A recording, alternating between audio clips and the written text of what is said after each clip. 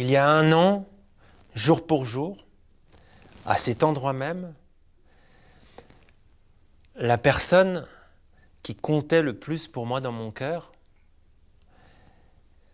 la personne qui me connectait à mon cœur, avec qui je partageais mon quotidien dans la liberté, de qui je me sentais écouté, la femme que j'aimais, est morte sous mes yeux, brutalement, d'une rupture d'anévrisme.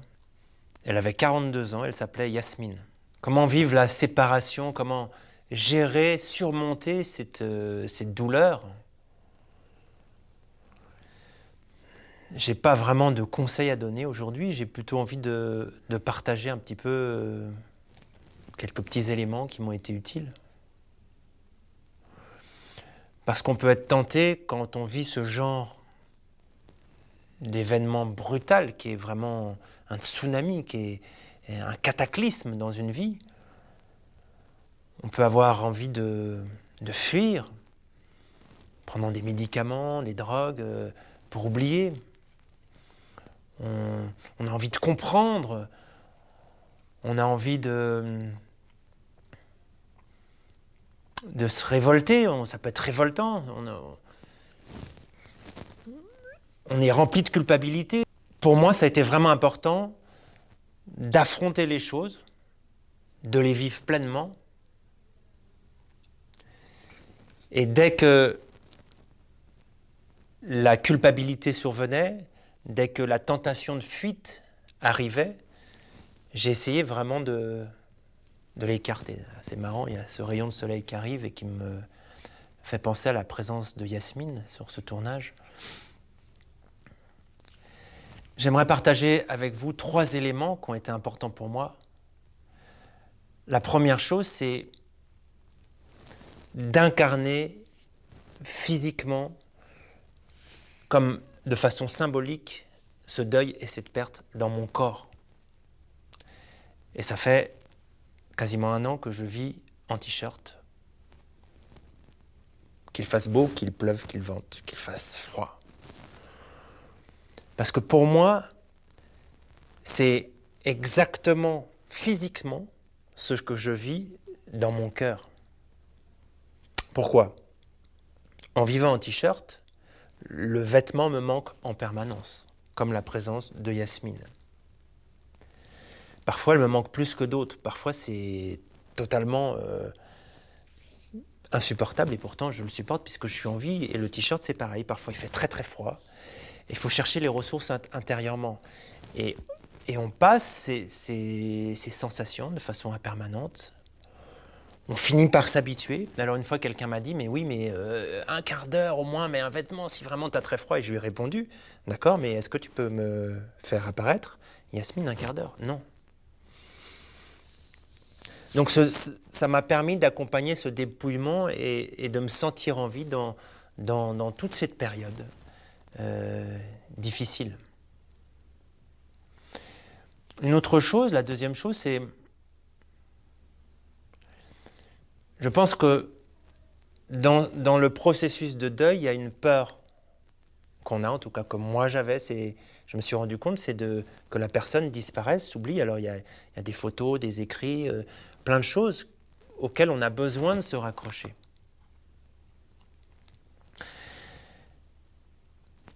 Moi, ce qui m'a aidé, c'est de me dire comment je peux faire vivre Yasmine en moi. Comment je peux la rendre vivante, non pas à l'extérieur, puisqu'elle est partie, mais à l'intérieur de moi. Qu'est-ce qui me touchait chez elle? Qu'est-ce qu'elle m'a apporté? Comment je peux la voir à l'intérieur, qu'elle soit encore présente, vivante à l'intérieur de moi? Alors bien sûr, j'ai trouvé l'écriture. Et puis il y a des petites choses aussi. Parfois, quand je vais au restaurant, je laisse un pourboire important parce que c'est ce qu'elle faisait. Parfois, j'ai plus de patience avec quelqu'un parce qu'elle était très patiente. Et je me laisse envahir par tout ce dont elle m'a imprégné durant sa vie, notamment sur l'ouverture du cœur. Elle m'a appris à me connecter à mon cœur, à écouter mon cœur, à aller chercher la confiance en moi et non pas à l'extérieur, ce que j'avais tendance à faire, m'accrocher à l'extérieur. Apprendre à écouter cette petite voix qu'on a à l'intérieur de soi et se laisser guider par elle, même si elle nous emmène sur des chemins qui parfois nous semblent incompréhensibles. La troisième chose qui m'a aidé, sans laquelle je pense, je ne sais pas comment j'aurais pu faire, c'est la foi. C'est la prière. La prière qui me permet de me connecter à elle. La foi qui me permet de me dire, il y a un sens dans cette disparition. Je ne le comprends pas.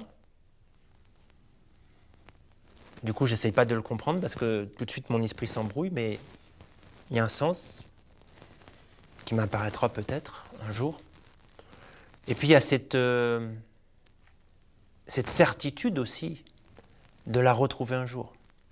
Lorsqu'on a la foi, ça permet, de prendre conscience qu'on ne contrôle pas la vie, que les choses ne nous appartiennent pas, et à la fois que les êtres chers, on les retrouvera un jour. Et ça donne une grande force,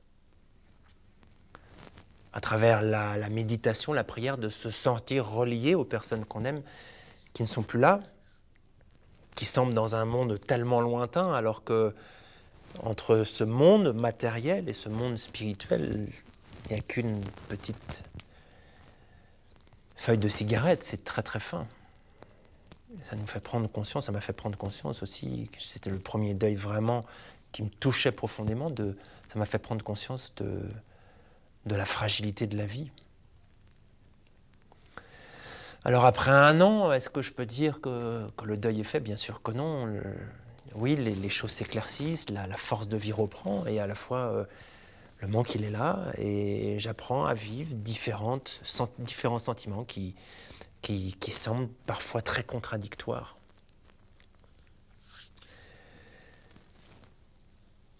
Et par rapport à la foi,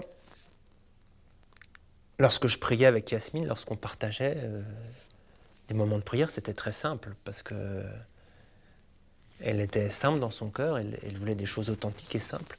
Il y avait ces 2 phrases qui revenaient tout le temps, quand elle portait son attention sur les gens qu'elle aimait, et qu'elle s'adressait à l'être divin. Elle disait, elle lui souhaitait qu'il puisse trouver son chemin, et la deuxième chose, qu'il puisse ouvrir son cœur. Voilà, c'est ce que je retiens, moi, finalement, après cette année, c'est avancer sur ce chemin du cœur, se connecter à ce qu'on a au plus profond, et l'écouter et faire passer le reste, l'extérieur, après. S'ancrer dans l'intérieur, que ça soit à l'intérieur de son cœur, que ça soit au plus profond de ses désirs, ses aspirations, et puis leur faire confiance. Quitter une personne qu'on aime, quitter un être cher, c'est toujours douloureux. C'est notre lot à tous.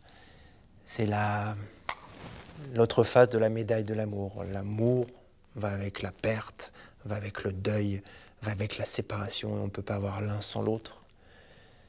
Et ce deuil, cette séparation, ce manque, ces souffrances nous font prendre conscience à quel point on aimait les gens.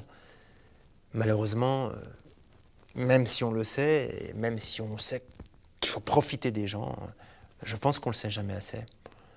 Car à chaque moment, à tout moment, ça peut s'arrêter d'un moment à l'autre. Bonne chance à tous, bon courage, j'ai confiance en vous.